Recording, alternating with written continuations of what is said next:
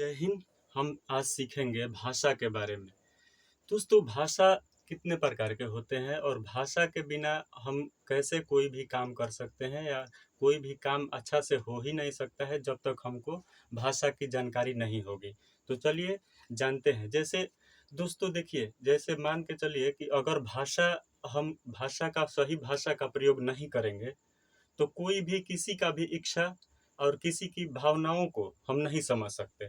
तो पहले हम किसी की भावनाओं को समझने के लिए या किसी की इच्छाओं को समझने के लिए किसी न किसी भाषा या किसी न किसी माध्यम से हम उसको समझाते हैं। वहीं समझने और समझाने की जो माध्यम होती है, जो प्रक्रिया होता है, उसे हम भाषा कहते हैं।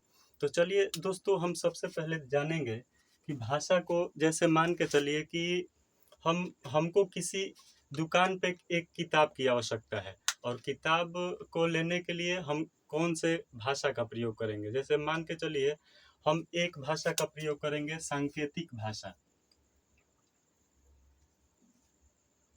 पहला जो है, हम सांकेतिक भाषा का प्रयोग करेंगे। सांकेतिक भाषा। अब देखिए इसमें क्या होता है कि हम किताब को अगर खरीदना चाहते हैं दुकान के सामने जाकर, तो दुकान के पास जाते हैं तो दुकान वालों से क्या कहते हैं, उंगली से इशारा करते हैं और उसको संकेत देते हैं कि हमको ये किताब चाहिए भाई और हमको ये किताब दो। तो हम क्या करते हैं, बोलते भी नहीं है, हम क्या कहते हैं, इशारा करते हैं। तो इशारा को हम क्या कहते हैं, सांकेतिक भाषा। क्या कहते हैं, सांकेतिक भाषा। और दूसरा भाषा जो होता है, दूसरा जो भाषा होता है वो होता है मौखिक भाषा।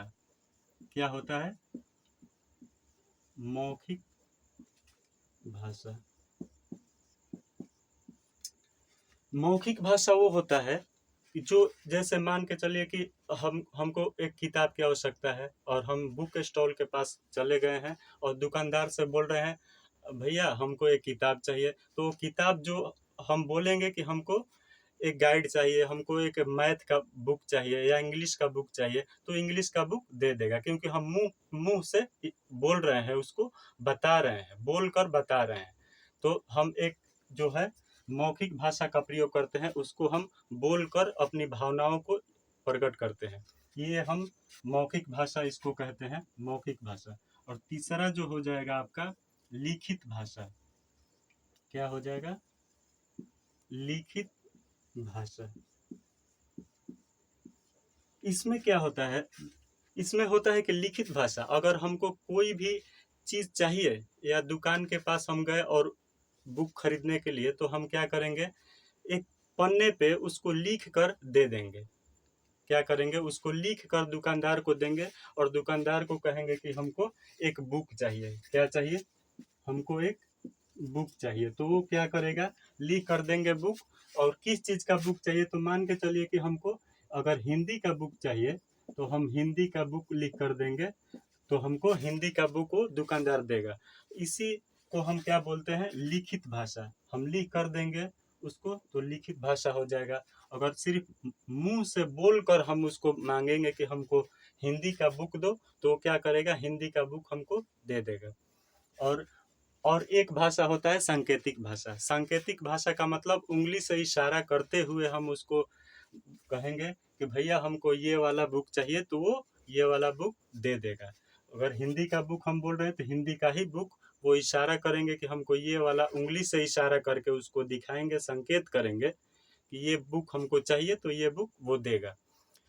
यही है आपका भाषा, जो हम 3 रूपों में व्यक्त करते हैं। पहला है आपका सांकेतिक भाषा, और दूसरा है आपका मौखिक भाषा, और तीसरा है आपका लिखित भाषा। समझ गए होंगे आप। धन्यवाद।